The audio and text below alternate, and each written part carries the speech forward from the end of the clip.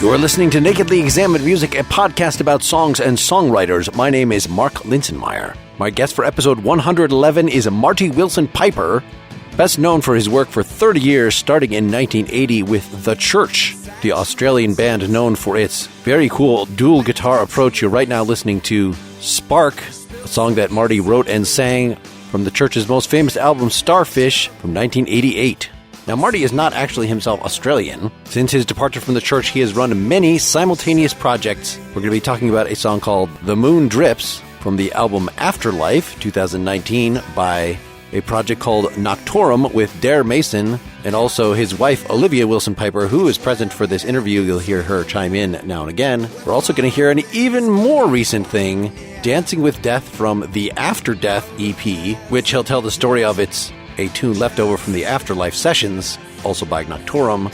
Then we're going to look way back to a song called You Whisper from his second solo album, Art Attack, also from 1988, and conclude by listening to Forget the Radio from his 2000 solo album, Hanging Out in Heaven. To learn more, check out Marty Willson, that's Wilson with two L's, -piper.com. To learn more about this podcast, check out nakedlyexaminedmusic.com. And if you'd like to support what we're doing here, please go to patreon.com/nakedlyexaminedmusic. Let's get going. The moon drips. We want to get right to the present. Forget about the mass of church material the fans want to hear about. No. Until prepping for this, I didn't even know Noctorum existed. So this was a wonderful surprise that you'd been doing this very, adventuresome, I want to say, not ego-driven, the fact that it's a band name. Say a little about how this project came together. I know this is the fourth release by this, and where you're at with this album briefly before we play the song in full, and then we'll talk about it in some detail. I have a childhood friend, Dare Mason. We can't actually quite remember when we met, but we think it was 55 years ago.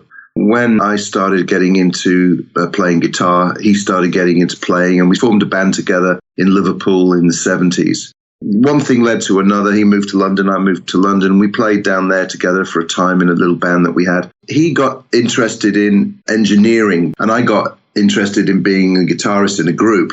And he went off and learned his skill as an engineer producer, and I went off and learned to be a guitarist, songwriter, singer. And throughout the years, we sort of brought those two skills together and started making records. All right. And then where are you at by the Afterlife album? They're all kind of eclectic, but this one in particular, and the song, folks would not expect a Spanish cowboy song out of you. So say a little about this. I mean, expect the unexpected, isn't that the phrase? I always wonder about how the Beatles were allowed to make the White Album, and people never said, which style are they trying to be? I wish they were a bit more focused, because all this experimental stuff mixed with all these kind of occasional country songs and occasional psychedelic songs and occasional rock songs. I mean, who are they? What are they trying to do? These days, it seems, because it's the subcultures have split, genres are broken. Country music guys can't get psychedelic. Indie guys can't get lightweight. Heavy metal guys can't be kind in their lyrics. Why does everybody have to be one thing or another? And I always felt that the Beatles were a prime example of making music, not making genres, not catering for a subculture that only liked one direction. And I don't mean the band.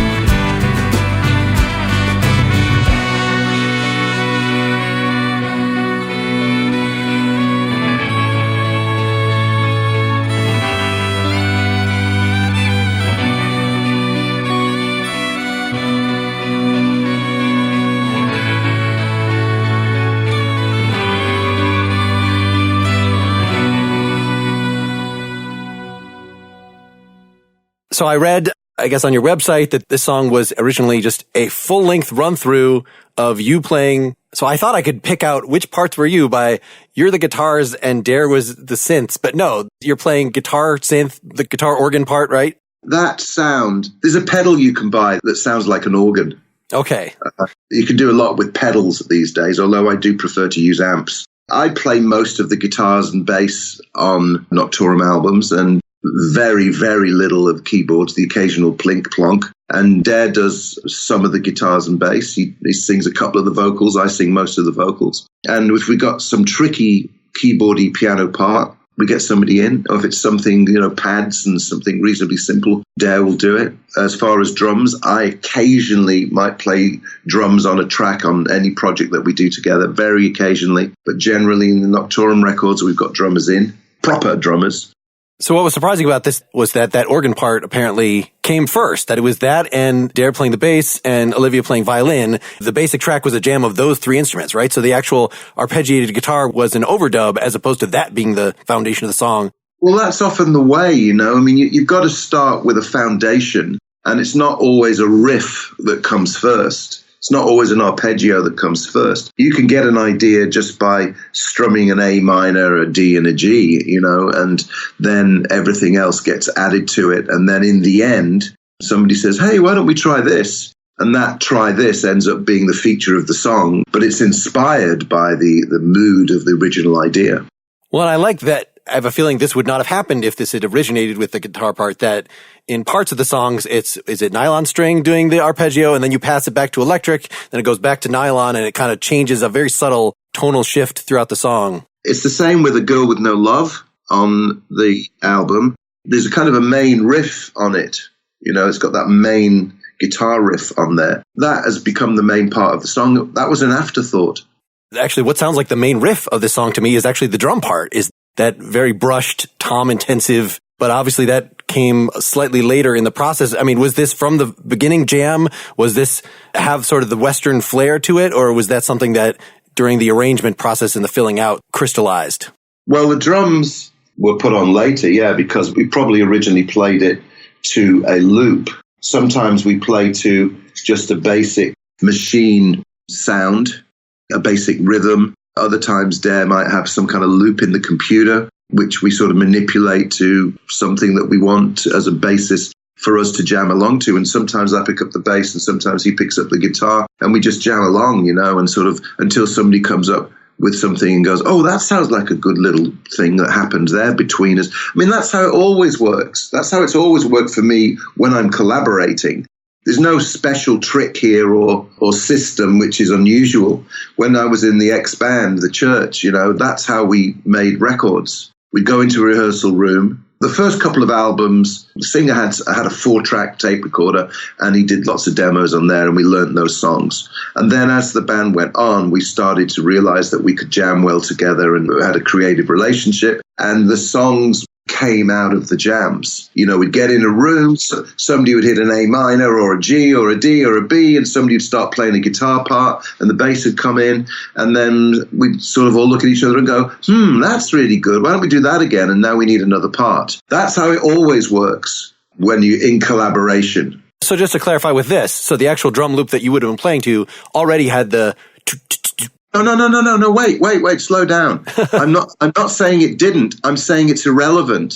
Gotcha. Because it may not. I don't even remember what the original rhythm was. It could have been something with that. It could have been something that went boom, chat, boom, boom, chat. It all sort of disappears into hazy history once the actual song itself has been created. And once you've actually realized what you have, you go, aha, this is what we have. This is what this piece of music should do. This is where we should go with it. Songs develop. Rhythms develop, bass parts change, lead solos are one thing or another, the chord sequences could be different, the harmony vocal changes the feeling of the melody in the chorus. Everything changes. You might have an original idea, which you might sort of stick to, but you're changing everything every time. You're developing, evolving throughout the songwriting process. But from a technical standpoint, so it's a different thing to say, we have this jammed piece, and it's 5 minutes long, and now we're going to keep layering over it. We're going to move things. We're going to shift things around, but it always stays about the same length. I mean, I guess with things digital, like it's a lot different than it was when you were writing as a 4-piece in 1992. Because otherwise you have to start, literally, okay, we've got ideas out, but now we're going to start a new track, play it over again using some of the same ideas, as opposed to keeping that foundation that you developed in the first place just physically on the tape. Because there's so much flexibility in computer programs these days, it can be any of those things. Sure, you can just chop off a minute and yeah. You can do anything. You can write anything. You can create anything. You can do it in any order. You can start with something that goes boom, chat, boom, chat, boom, chat, and turn it into boom, chat, boom, chat. It can be about the universe or the color of your carpet. It can be in any key. It can be sung by me or by Dare. The lyrics can be written by me, or it can be an instrumental. It can have the main guitar is a Fender Stratocaster through a Vox amp, or it can be an acoustic guitar, and we might do both and erase one and keep the other. This is the whole thing about creativity. There are no rules. So just, and I will push a little, you can just say, I don't remember, this is fine. But in terms of the evolution to, we have to get a trumpeter in here. It sounds like it was inspired by what was going on with Olivia's original violin jam. I'm not sure if Olivia came on the track first or the trumpeter did. No, I did. You did? Mm-hmm. Yeah. So Olivia was on the track first, and then we got a trumpeter in because we realized that the sound of the track was asking for that. It might have been at a very, very advanced stage of the recording. We might have heard early on that we thought, this is sort of going, can you imagine a trumpet on this? And everybody in the room goes, yeah, that's a great idea. So that's what we did. But we might not have. Was there something in particular, did you listen to Sergio Leone or some of these old Westerns like that you were kind of conscious of once you realized this is sort of what you were doing, that you were consciously were trying to pull more of that in, or was that just really all intuitive? You get perspective on what a song needs and what a song does and what's happening to it and how to capture wherever it is that it's going. You just get a feel for it. You get a feel for everything. It's like you get a feel for writing it. You get a feel for what the bass part should be. You get a feel for which guitar you should use. And you get a feel for, we need a trumpet on this. You just get a feel for it because it becomes obvious in some cases what a song should do. And you know what? In the end, you might even get there because nobody agrees. You might get there because everybody agrees. It's all just somebody's brain coming up with an idea. That's it. That's how it works. That's how you write songs. Let me just ask you a couple more specifics. Like I can see once this Spanish Western thing started coming to mind, then like that sort of calls up more, but there are a couple elements that clash with that. So I really liked this. In the second verse, you introduced this synth part that's kind of a vibe sound.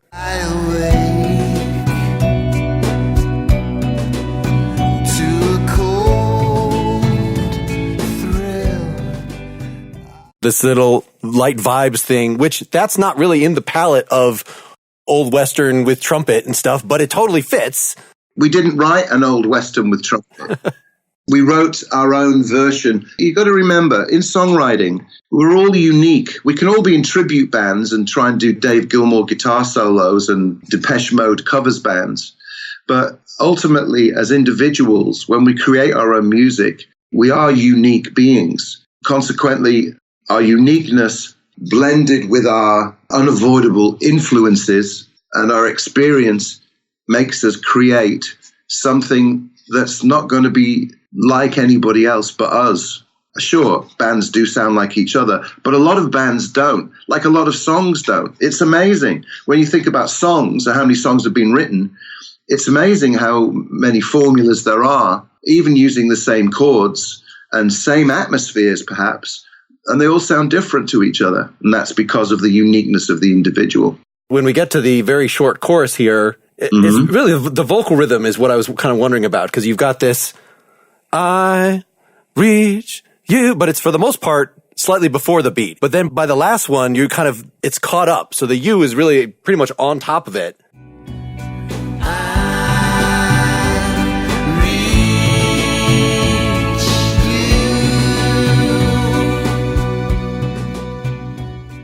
It's always interesting when you have a section where the words are so spaced out like that you're singing chords rather than. Well, that's a lot of backing vocals in there as well at the same time, of course, on that track. But, it's like, as the lead singer, you can sort of sing around what's happening in the beat. If you're really trying to I taste you, like to really sock it. Maybe that's how Robert Plant would sing it, but maybe that's not how Barbra Streisand would sing it. And maybe that's how, Dave Gahan would sing it, but not James Hetfield. Because everybody is right. Every choice they make is their own, based on their own situation. Plus the random element, because not everything you do is thought out. Everything you do is a series of different reasons as to why you do it. Some of it might be experience. Some of it might be ideas. Some of it might be, I'm just going to jam over this, see what happens, and the best ideas I'll keep. You never know.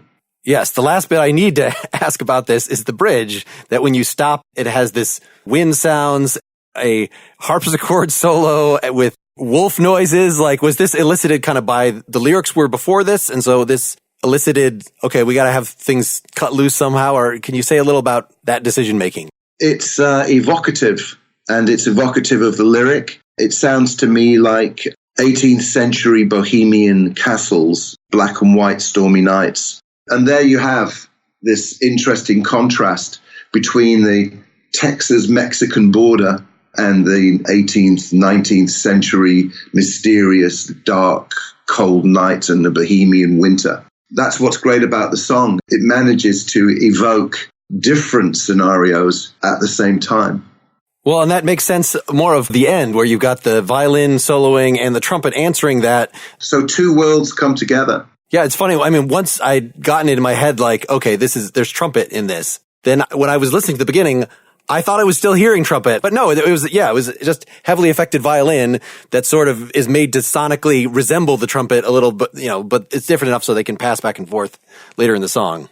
That wasn't on purpose. To us, we always thought it sounded like violin. And it's funny you should say that, because people haven't sort of realized that it is violin at first. It's just the pickup straight into the desk. Yes, because it's being played directly from pickup straight into the desk, instead of being mic'd up as an acoustic instrument. So it has a certain sound about it. But then when you analyze it and you sort of really listen closely, you can actually hear that it's, an instrument that is bowed and not blown. It's time to pay the bills and hawk some sponsored product. The mission of Mack Weldon is simple: to make sure all your basics and beyond are smartly designed and shopping for them is easy and convenient. The things that are essential for you to wear should be easy to buy. They designed their own premium fabric so that Mack Weldon will be the most comfortable underwear, socks, shirts, undershirts, hoodies, and sweatpants that you will ever wear, and even have a line of silver underwear and shirts that are naturally antimicrobial, which means they eliminate odor. I just received a package this week from Mack Weldon that included a woven boxer, a Pima crewneck t-shirt, a warm knit pajama pant, and the 18-hour jersey boxer brief. I think my favorite of those was the woven boxer. I got mine in crimson origami. There are many patterns and colors. All comfortable, all great for layering, for lying around the house, working out, etc. The website's very intuitively laid out. They are very specific regarding what the sizes mean in terms of whose bodies they will fit. And as I have learned, the return policy is generous and super convenient. In fact, if you don't like your first pair of underwear, you can keep it and they'll still refund you, no questions asked. So whether you're stocking up for yourself or buying gifts for your male friends and relatives, actually there was a duffel bag I got for my wife that she was very excited about, head to MackWeldon.com and enter promo code EXAMINED for 20% off your first order. That's MackWeldon.com, promo code EXAMINED. This episode is also sponsored by Masterclass, with over 65 wide-ranging class offerings in music, in writing, film, fashion, science, business, sports, cooking, and more, all masters of their craft. Man, just the writing category alone blows me away, with Margaret Atwood, Neil Gaiman, David Mamet, David Sedaris, Joyce Carol Oates, Judy Blume, and more. This week, I took a look at Timbaland teaches production and beat making, a style of music that I don't make, but this was super, super fun. And I really might actually try making some music using just looping. I love his starting point where you make a beat with your mouth. That's the first step. And he explains, and the accompanying course material will remind you all the technology that's involved, all the different types of effect. So this is like the 6th music class I've looked into, and There's still a lot left. An all-access pass to these classes and all the other 65 classes would make a great gift for someone in your life. Because I guarantee anyone you'd be thinking of getting this for, there is at least one, if not many names among the instructors that they're just going to be super excited about, whether it's Bob Woodward teaching investigative journalism, or Jane Goodall teaching conservation, or Gordon Ramsay teaching cooking. There's something for everybody. For a limited time, when you buy one annual Masterclass All-Access Pass for yourself, you'll get another one to gift for free. Go to masterclass.com/examined to get started with this limited time offer. Buy one all-access pass and get one free to gift at masterclass.com/examined. Let's get back to the interview. Well, let's get the second song out there. So Dancing with Death, this is from the same sessions, but it's actually going to be on the Afterdeath EP. Do you want to introduce that project a little bit and why you're doing it before we hear the song? Well, the Afterdeath EP is, we decided to try and recover somewhat from the Pledge Music bankruptcy. We raised a certain amount of money and we didn't get half of it. But we still decided to manufacture, mail out, do all the artwork, master, all the stuff that it takes to make a record. So by the time we'd actually sent it all out to everybody that had pre-ordered it through the campaign, we sort of found ourselves financially a little behind the eight ball because there was a lot of costs involved in doing that, and we didn't get the money to do it. So we did it off our own backs, the label, the musicians, everybody involved. So we decided, after Pledged Music finally decided that they were going bankrupt, which we knew was going to happen always, that we would come up with some kind of plan to try and recover some money that didn't just directly ask people who had already paid for the record to just give us money, because they already had given us money. We'd given them something good, and they'd given us some money to do it. We decided, well, why don't we do a GoFundMe campaign where people can donate whatever they like? But what we will do is we will try our best to give them something of high quality that's not going to cost us anything to do, so that the money that we get from that GoFundMe campaign can go into our recovery, the label and us, without incurring all the costs. So we had 2 tracks from the Afterlife sessions, which we didn't put on the album, not for any other reason than we sort of felt that the style was covered. Like Dancing with Death, we sort of felt like the style of that song was covered by A Girl With No Love. So we didn't sort of feel that needed to go onto the record. We felt like we'd expressed that already. The Mermaid is another thing altogether. It just didn't sort of fit into the concept of the 10 songs, whatever that concept is. That's funny that usually this song had too different a style from everything else, but you're saying actually in this case it was the style of the album was White Album-ish, and so having something that deviated from that was That's right. Well, we're not AC/DC, we're not trying to go da da da da on every track and sing about women and cars. We're not trying to do that. So we had these 2 extra tracks. And then we did a session for a tribute album, which somebody asked me to do, and Dare and I got involved in that. And that was for the English band The Sound. And The Sound were an early English band in the sort of mode of Echo and the Bunnymen. Adrian Borland was the singer in that band. He tragically committed suicide. So when I was asked to do a track for a tribute album, I was kind of sure, absolutely. But then the tribute album fell through. So we recorded this track. We had the whole thing done, finished. So we had nowhere to put that. We just had it sitting there for, I don't know, it must have been a few years. I don't know how many it was. We had that, plus we had a tribute track, which had been asked to do for a Buffalo Springfield tribute album, which did happen, but it only really come out on that record and was sort of kind of an obscure rarity. So we thought, why don't we make a 4-track EP? All the songs are already recorded and mixed, so there's no costs incurred with making these tracks. And then Olivia, who draws and paints really well, came up with the idea of a mermaid skeleton. So she painted a mermaid skeleton. Then we have a friend in Switzerland, Andy, who is a Photoshop expert. He's also a musician in a great band, actually. And he turned that picture into a fossil. So it looked like the fossil of a mermaid. So what we had was we had 4 tracks that we believed were quality tracks. And we decided to do proper cover art with, graphic design, with sleeve notes, but we didn't want to incur any of the costs. So we made the whole thing downloadable. So you could download the tracks, you could download the artwork, you could make your own CD, you could even download a poster of the cover if you wanted to. And that we felt was giving the fans something of quality that they could donate towards without us having to incur the costs, which would put us back in the same position as we were before. And that's how it came about.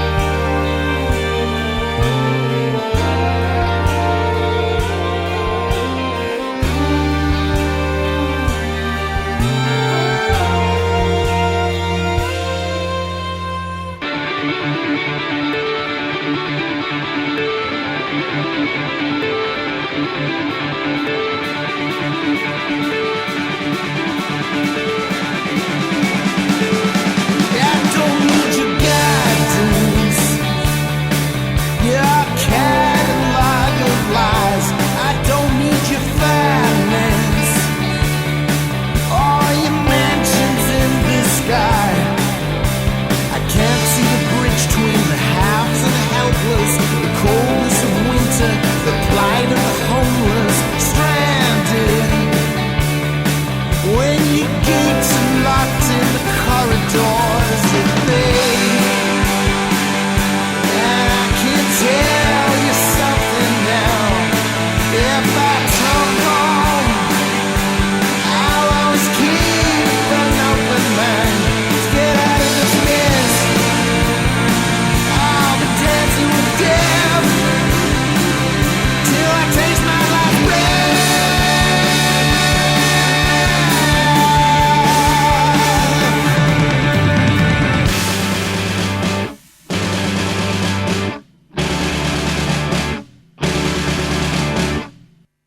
So we haven't really talked about your approach to lyrics at all. So looking at this, a lot of it is pretty straightforward, pretty scathing social critique. But then you've got a couple of elements right at the very beginning. Who put the stars here in this galaxy of dreams, right? That kind of sets up this different tone that this is not just Bono yelling about whatever war he was concerned with at the time. And then at the end, you make this personal. That Dancing with Death doesn't even come in until this very end. And I can tell you something now, if I tumble, I'll always keep an open mind to get out of this mess. So you've been talking about you horrible financiers and people polluting the world, but then it connects it to you as an individual singing this. Do you want to say a little about how these all tie together? Well, the difference between Bono and I, apart from Olivia said, apart from our height, and apart from our bank balance, is that he's religious and I'm not religious. When I wrote that song, when I wrote that lyric, I thought to myself, I just kind of was trying to push the idea that religion, for all its positive aspects and for all its lofty claims, always closes the church doors on a winter's night when the homeless are sleeping on the steps. And I just thought that was a point worth making. And it starts with, actually, the beginning of the song is right from the beginning. Who put the stars here in this galaxy of dreams? That is just asking the question, where do we all come from, basically, isn't it? And when you're thinking about which song is going to have which lyrics, again, it's hard not to think of you too, just in the connection of there is delay on the rhythm guitar and you're singing in a soaring way. Like beyond that, it's not a retread or anything like that. And there's whole other parts of this bridge that are, very, and the lead guitar is definitely coming from a different place in this, out of this mess, dancing with that, like where it reaches the climax at the end of it. I was actually thinking the Who, kind of from the Tommy period. So for this, what was the order? Did you have lyrics first? Did you then, okay, let's do something energetic to this, or did you have a guitar riff first, or do you remember with this one? Lyrics were the last thing. I mean, I've got nothing against Bono or U2. I still buy their records. I think their records recently have been a little disappointing. I mean, people have a lot of bad things to say about Bono, so I'm actually going to go the opposite way and say that I like him. I like him as a singer. I think he's a great, passionate singer. I think people should leave him alone with his opinions about saving the world. I think we should encourage people to save the world. And if you think he's a tosser for speaking out when he's a millionaire, then fine. But I don't think there's anything wrong with his positive attitude to trying to make the world a better place. I got no problem with that at all. But from a personal point of view, as a non-religious person, I kind of feel that I'm not going to be singing about the glory of the Creator.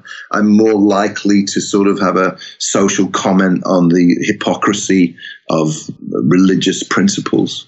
I've had a hard time with social commentary songs over the years. When I'm writing a song, it's because I have something personal to express. And unless you are personally feeling this social problem is getting at my soul. I always, not referring to this song in particular, but would see that as maybe I'm just too self-absorbed, that I feel like it's hard to feel the pain of the poor in a way that makes you yell in a way. But why? What's wrong? What's wrong with saying, oh shit, all those poor people? I mean, sure, I'm not going to work for Médecins Sans Frontières. I'm not going to Africa to deal with the Ebola crisis, but it's still relevant to be able to sort of notice and have empathy and see that, it might be worth illustrating some of the hypocrisies of government or institutions generally, whether it be religious or, there's this guy called Trump. I mean, I'm surprised. Where are the artists that are actually writing about the disgrace of Trump? I'm sure we could come up with a few Google searches. We could probably come up with a top 10 list of people writing that. But that does seem like, again, if you are crying out against something with your very soul, you're sort of letting it in, internalizing it. I don't want to do that with Trump, specifically. I would rather, in that case, focus on kids in cages and sing about their plight rather than my vitriol. But one is caused by the other. You can't help but aim at the cause rather than the end result. It's like we all, as writers, observe the universe and describe it as we see fit. And, whether you're Bono or Morrissey's another one who's pretty good at although there's some serious issues with him and his racism at the moment. But he's pretty good at describing social issues, always has been. And some of the great lyrics of the modern era about these things have been written by Morrissey, I believe. So what I liked about this song in this respect is that in that last verse, you connect that to kind of explain what state of mind you're in, that you're singing about these public things by making it personal. Do you want to say, is there any literal meaning this, that I'll be dancing with death? Like, sort of, what does this mean in connection to the rest of it? It means that when I go to meet my alleged maker, sure, I'm not going to die in fear of what may happen after my death. If I have to dance with death itself and not be sent to a cloud to play a harp, then I'm just going to have to face up to that. For example, I don't believe that people who have spent their whole lives believing in God get to go to heaven. And I don't believe that people who spent their whole lives not believing in God don't get to go to heaven. That's just ridiculous. That's just a ridiculous idea. Anybody qualifies as a human for anything in the, to use the name of an album title, in the afterlife. What you do on earth, the circumstances, whether we just die and go boomf or whether we go and sit on a cloud, it's irrelevant to how you lived your life, I believe. Because some people have mental issues, some people have had terrible injustices done to them, some people have been lucky, some people have been selfish, some people have been kind and given everything and been hit by a car and just, it's not fair. So I can't believe that at the end of everything that somebody's going to then judge you. That seems really, really ridiculous to me. Let's look a little more at the music of this one, just a couple spots. This main dual lead guitar thing, that this is part of how you grow in the chorus. So that you start out with in one ear and then it gets doubled by, or, harmonized by another one. Are these all tap lines? No, I don't tap. Okay. All right. I didn't think so, but it sure sounds fluid in the way that, this could be Eddie Van Halen doing a little. I've got my own little way of playing the guitar, so it comes across in various ways. How did I play that? You're asking me how I played that guitar. It's something that struck me as particularly unexpected, that it almost sounds like a, portamento synth, kind of, one of those smeary. As a guitarist that's been playing guitar for a long time, you're always exploring. I mean, I'm a self-taught guitar player. I'm a guitarist who never did anything other than play by ear. I don't know much about theory or scales or any of that kind of stuff. I just know what I know. I could be messing about with the guitar, and that's why I'm always talking about anything can happen.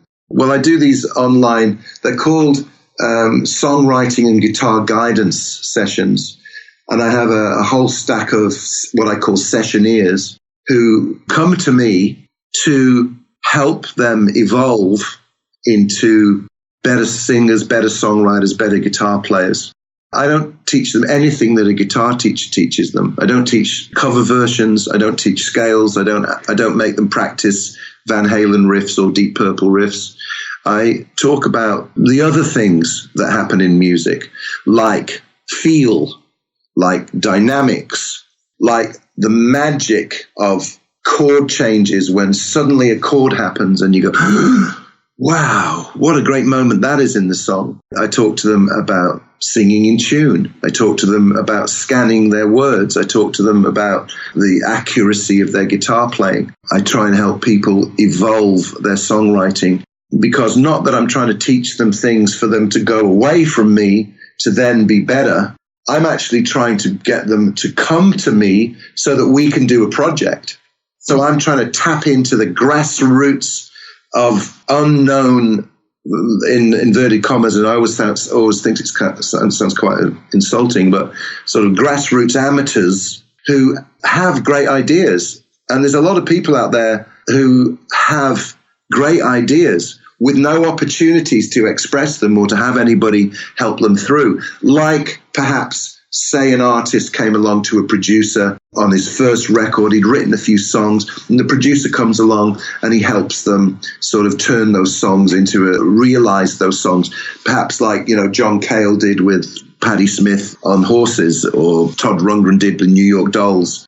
like people who have experience recognizing the talent in somebody else, then helping them evolve into something cool without a record company involved. And of course, they have to pay me for my time to get involved with them and help them through. This is just an idea that I had, which is turning out really well. And one of my sessioneers has now got to the point where we started working on making a record with him. But it didn't start like that with him. He started off as a guy who needed a lot of help. Well, this certainly is in line with just how many projects you're involved in these days. Has that been kind of something that's grown slowly over time, it seems? Like, would you have thought when you were doing the church and like, okay, now and I have extra songs, I'll put out a solo album, that you would 20, 30 years later be branching in what? You've got like 4 different projects that have albums within the year or two. Well, it's more than that. Somebody asked me about that today. I think it's 8. Because I've just finished working on the second Moat album, which is a collaboration with my Swedish friend Nicole, who plays with a quite well-known Swedish band in Scandinavia called the Weeping Willows. So that's one. And then we have the Noctorum project. And then we have Olivia and I, who play and tour together as a duo, me playing 12-string guitar, her playing violin. Then we've just releasing an album November the 8th, which is an instrumental album with a band called Atlantean Flood. That's coming out November the 8th. That's made. Then I'm a member of Swedish progressive rock band Anecdoten, which I'm going in 10 days to work with them and do a show in Norway. You're a full member. You're not just guesting occasionally. I've been with them for 5 years now. They've been together 25 years, but I've been with them and I'm involved in all things to do with Anecdoten, yeah. Then I've just been asked to play with the Wild Swans, who's a band from Liverpool. Paul Simpson was the original keyboard player in The Teardrop Explodes. And he's got a band called the Wild Swans, and he's made a record every few years since the early 80s. And me and Ricky Maimie from Brian Jonestown Massacre and Edgar Jones from, I guess he was in the Stairs, Liverpool band. We're making a record in November in Liverpool. Plus, I've just been in the studio with Jerome Fruza from Tangerine Dream, working on something. There's also, I just sang backing vocals on the new Diesel Park West album. I like to collaborate, I like to work with people. I also don't mind sitting around and making a solo record and writing the songs by myself on a 12-string acoustic. I like it always. A couple of years ago, I got asked by my friend Arno to go on tour with him and play bass. He's French. So I was a bass player in a French band for a while. That's great. This is all experience.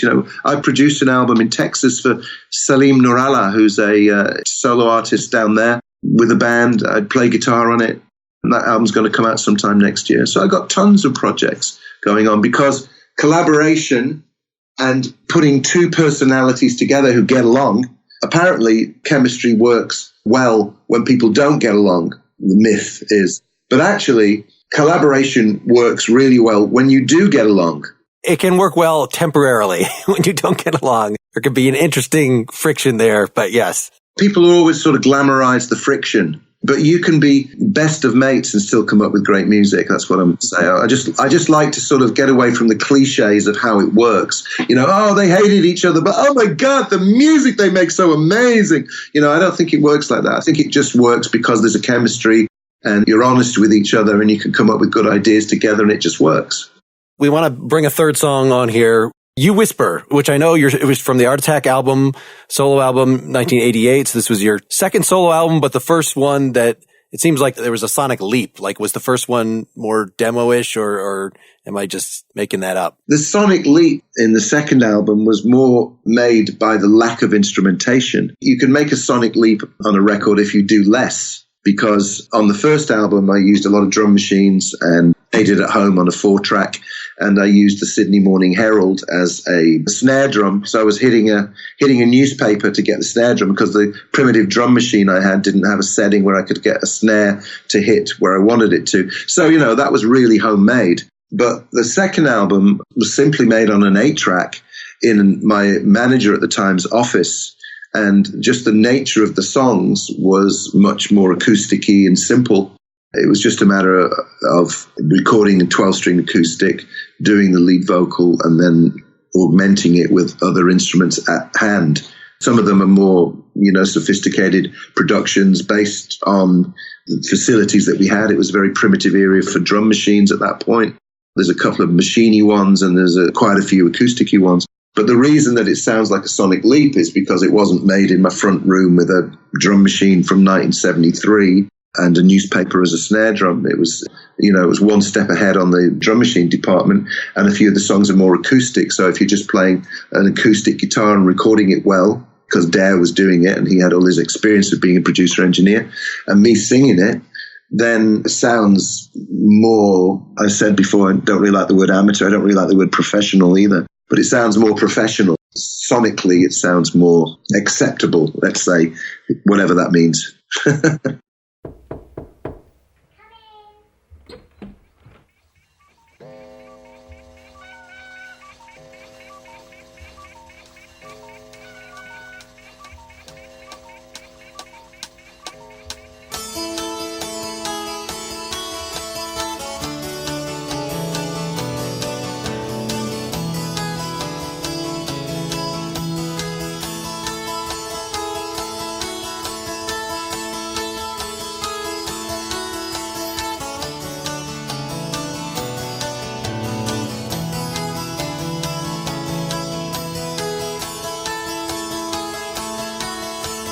Thunder opens its throat, it lets out the roar of rain. Soaked, I clench my overcoat and come up to see you again. Your smoothly sculptured neck, the trapped curving tongue, your cage of a mouth springs open and throws out the seeds of a song. They grow and flower, hour after hour, blessed velvet. You whisper.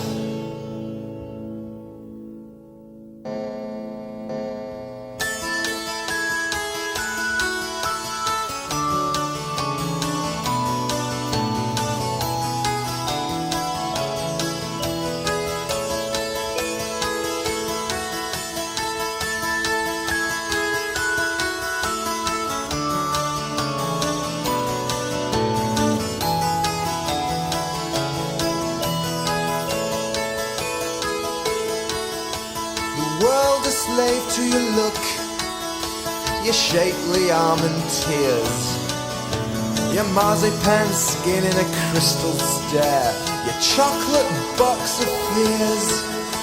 The load off my mind, the pointed beating pulse, stabbing instead my thumping head. This famousness is false. You glow and glint, I blink, you wink, an ice-polished silk. You whisper.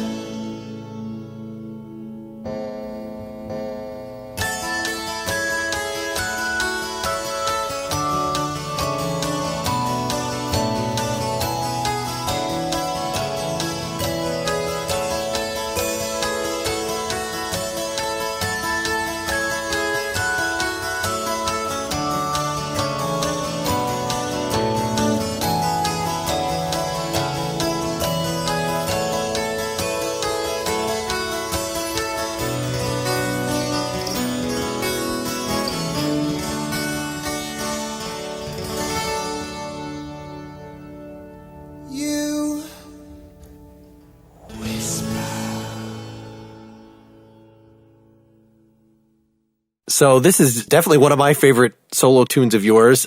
It's just so pure and simple and shows off that nice 12-string acoustic. And I do want to say a little about this. We're going to add some psychedelic stuff to start things off. What made this seem appropriate to embed in that? Well, I don't know. We just thought it was like a musical nursery rhyme with that chord progression.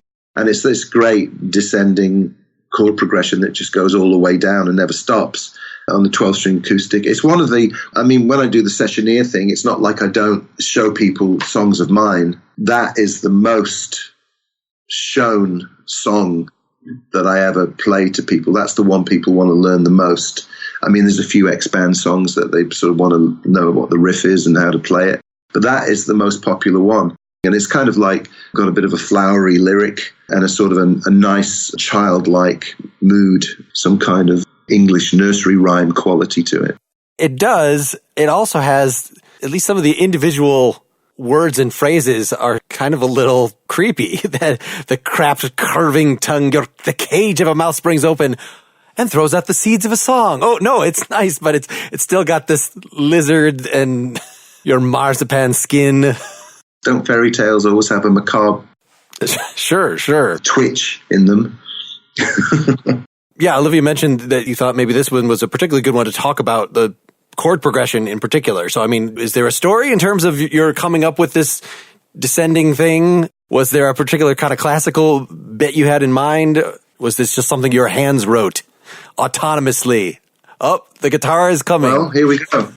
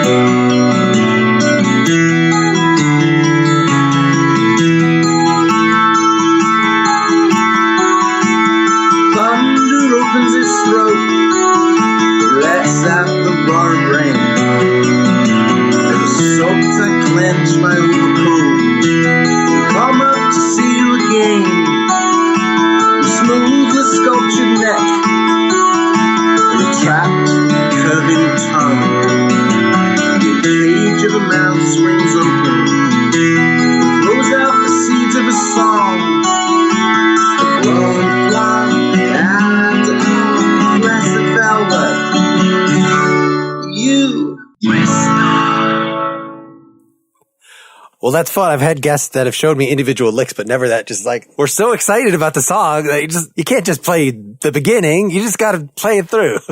Yeah. See, I've played that song 1,000 times. I can play it through.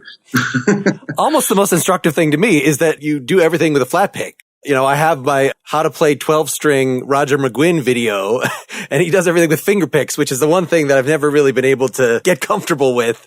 We all sort of develop our own style, don't we? I mean, that's the thing. That's what's fascinating about guitar players. That's what's fascinating about all musicians, but you hear it a lot in guitar players. It's a very expressive instrument, a creative and expressive instrument. You hear different tones, you hear different approaches, you hear simple, you hear technical. You hear acoustic, you hear electric, you hear big fuzz boxes and clean sounds, and everybody sort of sees it a different way, and that's why the guitar is such an amazing instrument. Well, that's such a nice basic riff and progression because unlike, for instance, the noodly stuff that is the main part of Dancing with Death, which I'm like, I can't even picture what you're doing with your fingers exactly. This one is just, if you like doing arpeggios, it just, okay, change the bass note, walk it down a little bit. Like it's clear. Yes, it's very clear, and it's hard to do that in a way. I was going to say that doesn't seem derivative because, anything that like is so natural and clear, you figure somebody else must have done exactly this. But when you're in the middle of it, like you don't think about that and nothing is coming to mind. So it's the kind of thing that your hands love to do. That's right.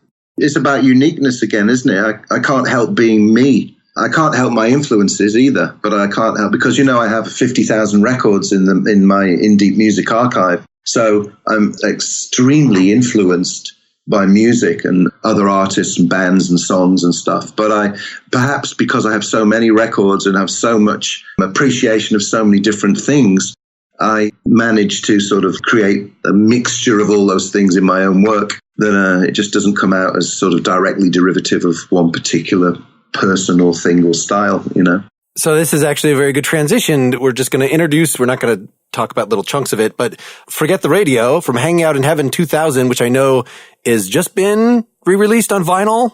Yeah, on Record Store Day this year. Yeah, it came out on vinyl. Again, it's a more beefy arrangement, but it's just a pretty bright song, and the lyrics, the message is very clear. There's no questions are coming to mind of, what would inspire you to, it's funny that this is such a poppy thing, in terms of it's so accessible, but the theme of it is radio is stupid. And, the fact that everything on the radio has to be this, like, whereas this could be a radio single, which would have been a hilarious irony. Yeah, that's right. But, obviously it wasn't a worldwide hit. Perhaps it was the lyric, or perhaps it wasn't a hit. I don't know. But the thing about it is that I always thought, I mean, it's changed with the internet era, of course, because you can listen to sort of a lot of interesting stuff on the radio these days because there's so much out there and so many sort of tangential, I can't even say, out there at the moment. So you can listen to Northern Norwegian Arctic folk. You can probably find a station that plays it. Or if you want to listen to psychedelic salsa, you can probably find a radio station that plays it.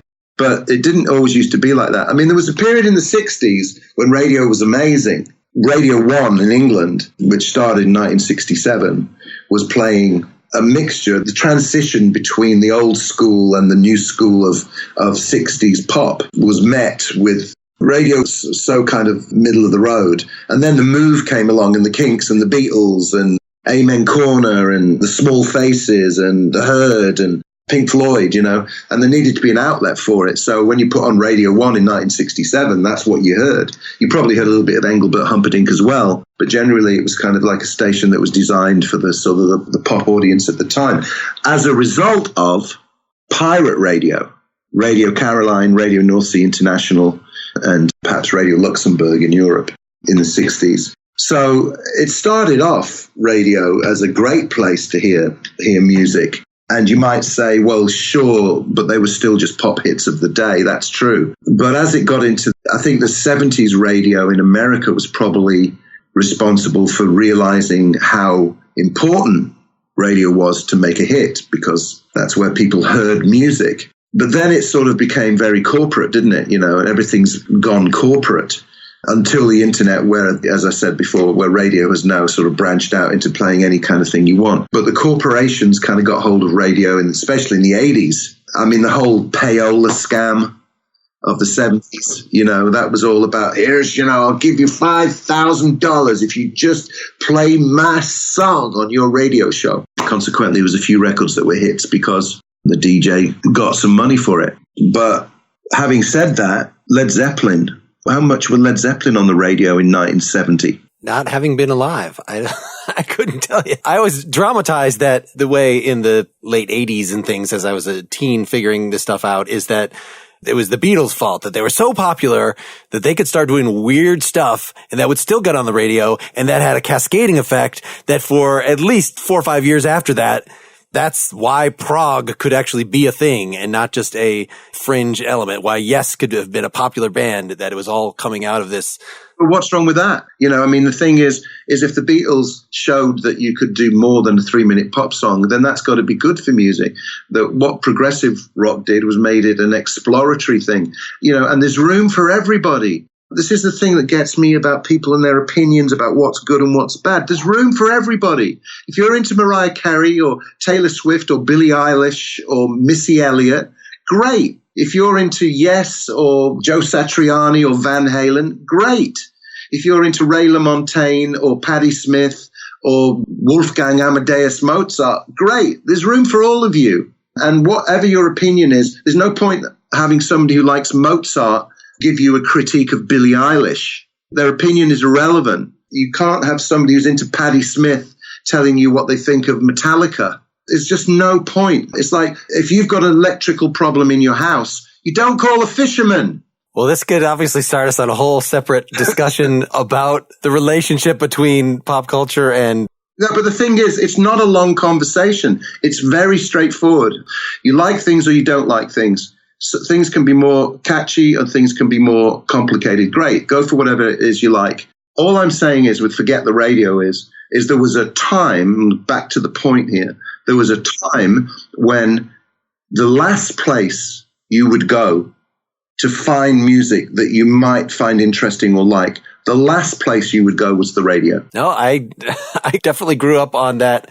I will just tape every single thing from the library rather than rely on the radio. But there's something a little bit to mourn about the loss of shared cultural touchstones, that as horrible as it is to be beset by commercial jingles and things and have those become your subconscious, out of which, like, at least it was something. Whereas we're in the fragmentation, of course, this opens it up so anybody can listen to anything, and that's wonderful. But it also means that there's not a common set of stuff. There is something lost about that. Even if it was crap, that, I guess the common set of stuff just comes in different areas, not so much music. That's why maybe music is less central to the culture overall as compared to TV now or something. Young people don't want to watch television. Oh, yeah. So even that is falling apart. But it's not falling apart. It's just changing. It's evolving. Sure. It's just got to be that way. There was a time, did you have a telex machine ever? This thing called a telex. Did you ever have a fax machine? I've been around them in offices, yes. So the world moves on, The world moves on. What we should be happy about is that the guitar, me as a guitar player, the guitar has endured. And the reason it's endured is because that also has evolved in that people's personalities are expressed very easily through the guitar. And even though it's an instrument that stands perhaps for, in some people's minds, classic, boring dinosaur rock, you can use it in so many different ways that it's such a flexible instrument. And, you mix it with electronic music. The funny thing is about electronic music these days is that the generation that sort of loves electronic music, I was loving electronic music in 1975, listening to Kraftwerk. And earlier than that, the early German scene was totally about cluster and Eno and all the early electronic music that was coming out of Germany in the early 70s. Tangerine Dream, who I've just worked with Edgar's son Jerome, all that electronic music that was going on in 1969. And earlier, it's not like it's a new thing, You don't have to sort of tell people who play guitar that they're out of date. It's just that the people who think that electronic music is the only thing that's happening that's worthy these days are, 50 years late. I'll tell you, I took an electronic music class in college, which actually involved snipping pieces of tape and using the sine wave generator. You didn't have to crank it, but it was very primitive. There's electronic music in the 50s, There's electronic music's been going a long, long time.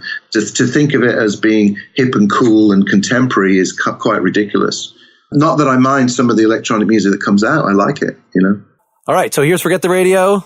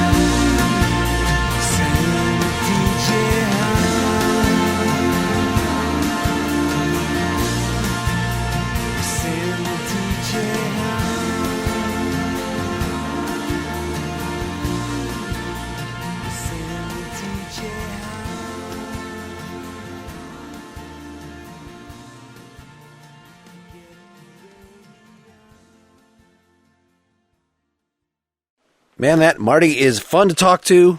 What a super, super nice guy. Remember, you can find his various projects at martywillsonpiper.com. That's with 2 L's in Wilson and a hyphen between Wilson and Piper. It was a little challenging talking to Marty in the way that I do, because as he said at the beginning, any sort of way of putting music together is possible, and it all vanishes in the mists of time.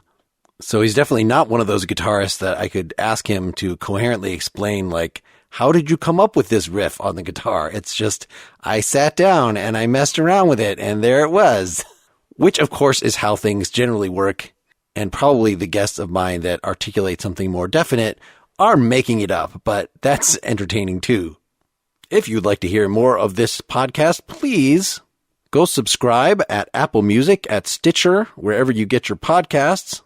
And I'd really appreciate if you could go to the Nakedly Examined Music page at this place and leave a rating and maybe even a nice written review. I don't have very many of those on this podcast. I think maybe people don't leave those as often as they used to now that people pretty much just use their mobile devices rather than actually going to the iTunes site on their computers. I don't know. So your feedback, your specific words will actually make a difference. And of course, I also don't have that much listener financial support. You can always do that at patreon.com/nakedlyexaminedmusic or make a one-time donation at partiallyexaminedlife.com, Partially Examined Life being the parent podcast to this one that funded us through quite a few years before we actually started getting commercials on here. If you sign up at Patreon, you'll never actually have to hear me read any of those commercials because I post an ad-free version. My next episode will be with Radney Foster, whom I had not heard of, but he was very big in the country world in the early 90s and has just gotten better over time. He's another guy that writes songs and then stories to go with the songs. Really cool guy. Come back and check that out. I recorded 3 more since then. We're going to get some more British rock. We're going to get some more country, but a lady country singer. We're going to get more in the generally extended King Crimson universe with Julie Slick, the bass player for the Adrian Belew Power Trio, who has her own band Echo Test and is just freaking amazing. I also since then recorded another really interesting guest, and the recording crashed, so you'll never hear that interview. That was super disappointing. Maybe I'll try to get him again after the Christmas holiday. I hope your year is continuing to go well, or if it's not, that music is providing a soothing balm for you. I appreciate each and every one of you listeners. Please feel free to reach out to me at mark@nakedlyexaminedmusic.com if you have feedback, if you have suggestions about the show, if you have guests to put forward, if you are somebody who might want to be a guest.